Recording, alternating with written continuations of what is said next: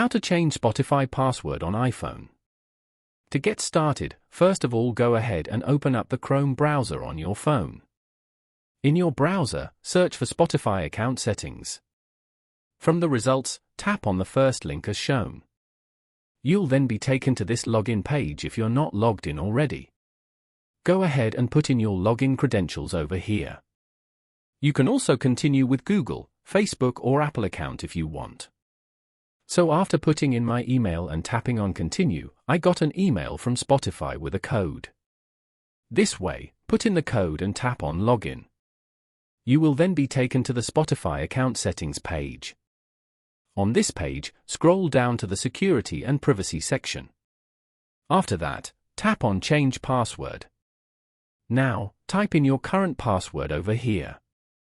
And then, enter your new password in the second box. Make sure to follow the instructions below.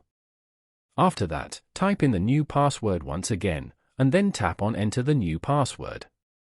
Following these steps, you can easily change Spotify password on iPhone.